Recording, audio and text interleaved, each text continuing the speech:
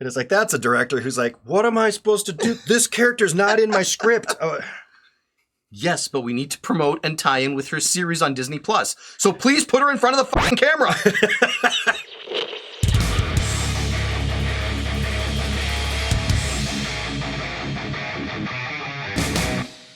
I'm going to tell you the secret to a long, happy marriage. All right. Find a woman who makes a lot of money, a woman who can cook and clean, a woman who's an animal in bed, and make sure these three broads never meet each other. You had me at cooking. Welcome to Two Gaming Dudes. Oh boy, Guardians of the Galaxy 3. The James finale. Gunn finale masterpiece of his Guardians trilogy. Masterpiece? You know. I would say Volume 1 was a masterpiece. Yeah. Volume 1 was a masterpiece. It's a fantastic movie.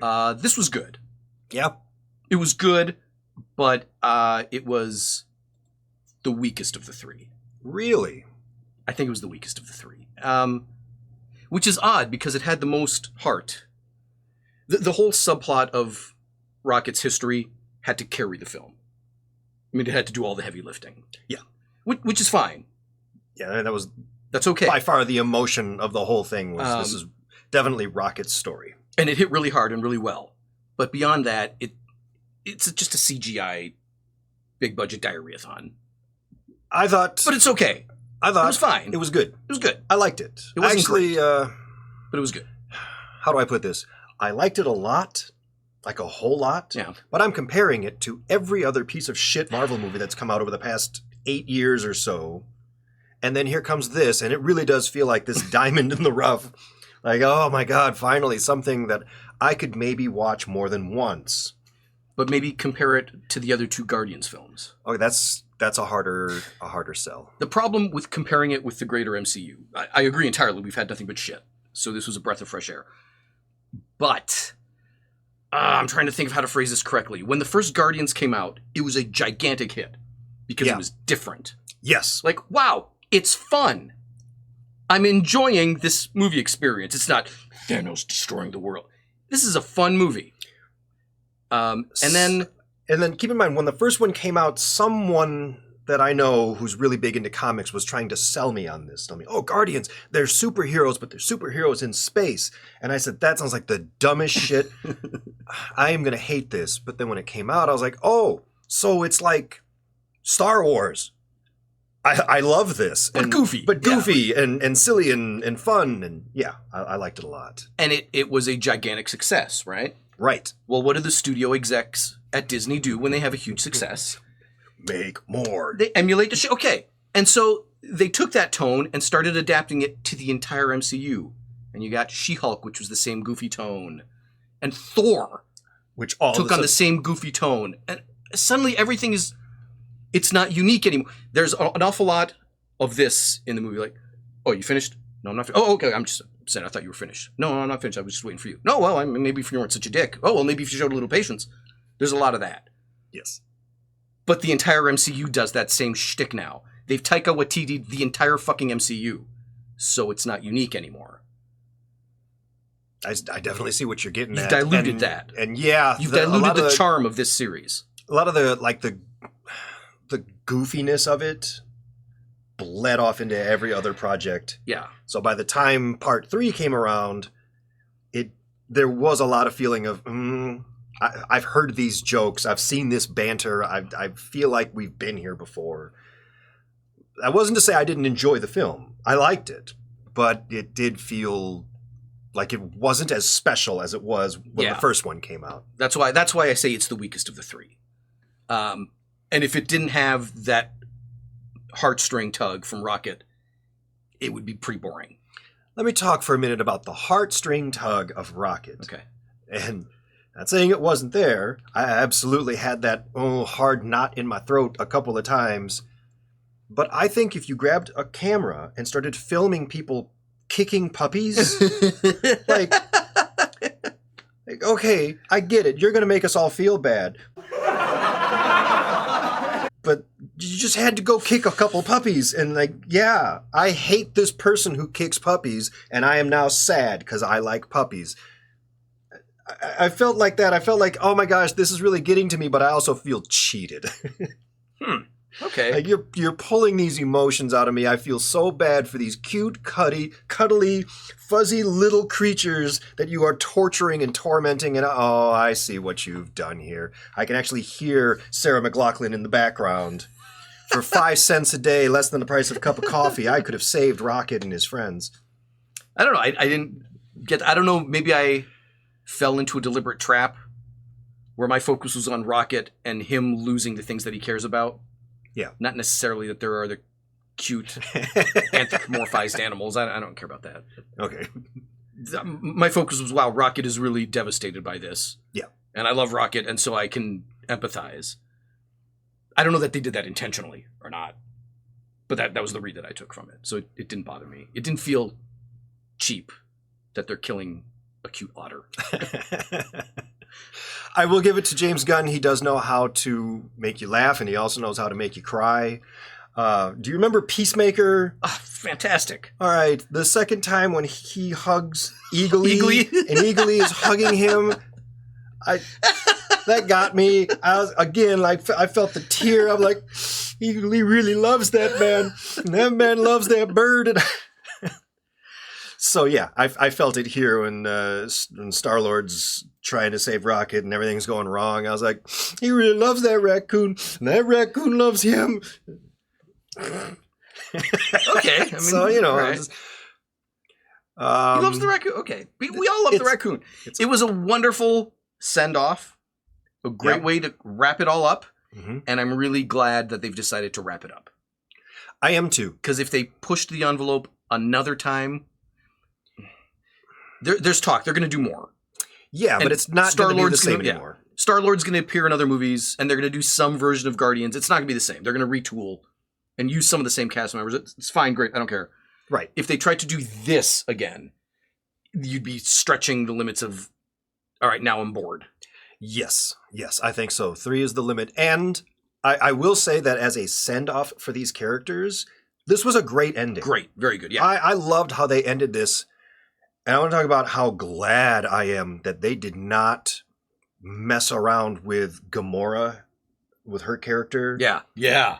She doesn't need to come back and make a happy ending. No. You lost her, she's gone. Yes. And then Let me feel that. And having this moment of acceptance, knowing, okay, this is not her. This is someone else, and he's got to get over it. And what a great way to end this. Yeah, really well done. That was great. So every character gets a great send-off. Every character gets this, I don't want to call it a happy ending, but it kind of is, you know? It's a bittersweet graduation. It's high school graduation. Yeah. Fuck, I'm going to miss you guys, but man, there's some cool shit ahead of us. That's a great way to Nice. put it. Yes, Yeah. I like that. And maybe we'll run into each other at a reunion years from now or something. Right. It was, or it felt, some of you, at least. Not all of you. Some of you. it felt great. The ones of you that are CG animated that can come back, you guys will come back. The rest of you who are actual live people, you might not want to come back. I didn't think I'd like Adam Warlock, but he was fine. He was fine. I didn't was have fine. anything bad against him. I liked him. I thought I'd hate him, but I didn't hate him, so that's maybe good enough. He was fine. I think that was... That's the most we could hope for this shoved-in, shoehorned character that... Yeah. I think with a less experienced director, it would have been an obnoxious character that we just hated and was really felt thrown in there. Yeah, I mean, there was no point for him to be there other than we want him to be in the next iteration of Guardians. Right. All right. It's like when they throw Ironheart in the middle of Wakanda. It's like, what is the point? But that's a great contrast. So you have this movie where you have thrown in this character, but by the end of it, you're like, no, I actually kind of I didn't mind him. That was fine.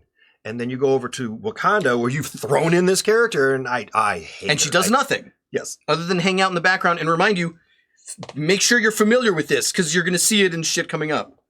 This is just to make you familiar with this face. Yes. And it's like, that's a director who's like, what am I supposed to do? This character's not in my script. Yes, but we need to promote and tie in with her series on Disney+. So please put her in front of the fucking camera. Fine. I think she then has to go to the network people and like, they won't put me in front of the camera. She's just happy to have a job. I liked the main villain, the Interrogator Supreme. What the fuck's his name? The Evolutionator. Yeah, his name is. Let's go with that. I like that. He was cool. I'm like, he's a cool. Just make him a traditional bad guy. He's bad. He does bad stuff. For this, fine. I like him way better than Kang the Conqueror. Like, way better than Kang. Yeah. Yeah. He feels more threatening. He's more threatening. He's more intimidating. Yeah. And he's competent. He's good at what he does. Yes. Kang was all this build-up, and then you kick his ass, and he's fucking sucks. Like, what was the threat? It was build up. You shoot lasers out of your hands. Wow. So does everyone else. Right. He was great, and he played it well. Yeah. And they handled him well. And they touched a little bit on, I'm trying to make a perfect world, so he's a little bit grounded in, okay, he's not just a cartoon bad guy. He's not Skeletor. Come in, you royal boob. He's not bad because we need a bad guy. Give him some real grounded reason why he's doing this stuff. All right. It was enough. Yeah. We didn't need to go any deeper into it. It's fine, yeah. This was enough. Good news is, I'm pretty sure that character is still alive. I don't think that character's dead. There's like a deleted scene or a post-credit scene or something where you actually see he was brought onto the ship. Like he's still there. Okay. They didn't kill him. Fine. I don't care. I mean that's just hope that, okay, cool. That was a really good villain. Go ahead and bring that back. Sure, yeah. Don't do like you did in Thor Love and Thunder with Gore the God Butcher and just waste him. Where we're like, hey, this is almost a good villain. I almost don't mind. Well, he's dead. I forget it. And we don't really show you why he's cool. No. We just tell you. That he's cool. He killed this god.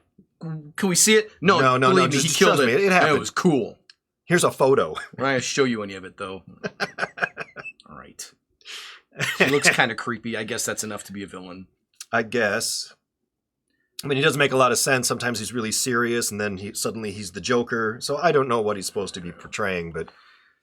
So for the future of the series, they've made it clear they want to do something.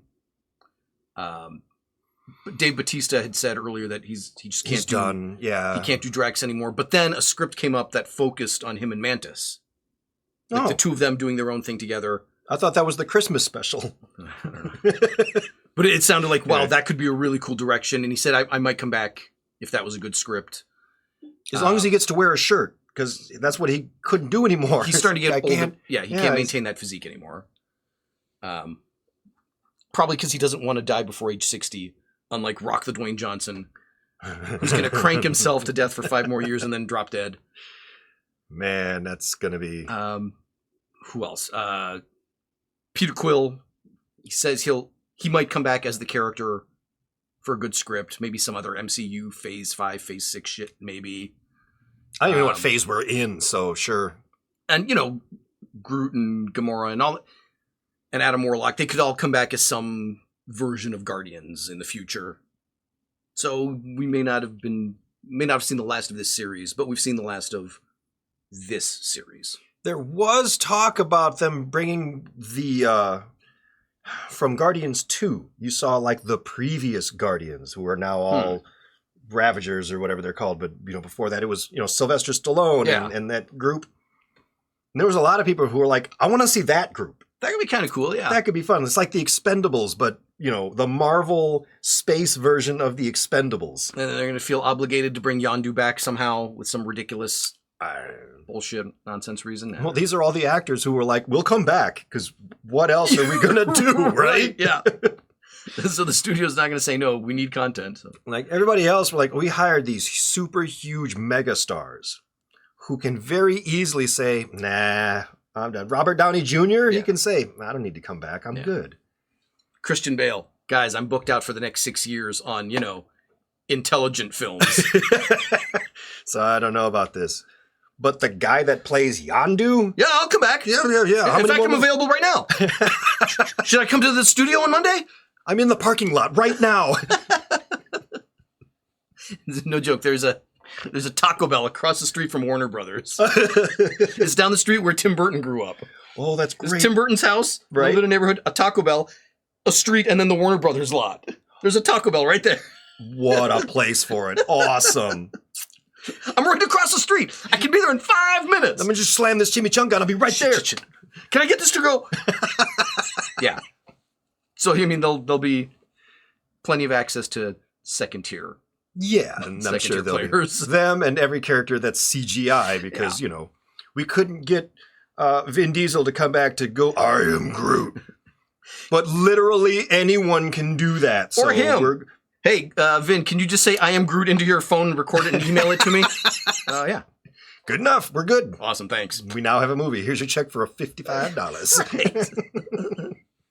So there you have it. Guardians 3. Great send-off. The weakest of the three, but a nice tie it up in a bow in a package and be done with it. And still, an enjoyable film. Yeah. If you're a fan of the Guardians, definitely fits into the rest of the tone. Like, it doesn't shift tone at all. It belongs with them. I wish Marvel had not done what they did. This kind of goofy, funny tone was perfect for this series. They didn't need to do it to Thor. No. They didn't need to make every fucking movie in the MCU have that same tone. It's Ant-Man. It's the same. I mean, they're all the same because they saw, oh wow, this plays well. Let's just do that for everybody. And you've taken away from who initiated it. You're not wrong. All right, you know what to do. Like, comment, subscribe, all that stuff. We'll see you. Well, if I don't say subscribe at the end, no one will do it. If you say subscribe at any point, no one will do it. We'll see you in another episode. Bye.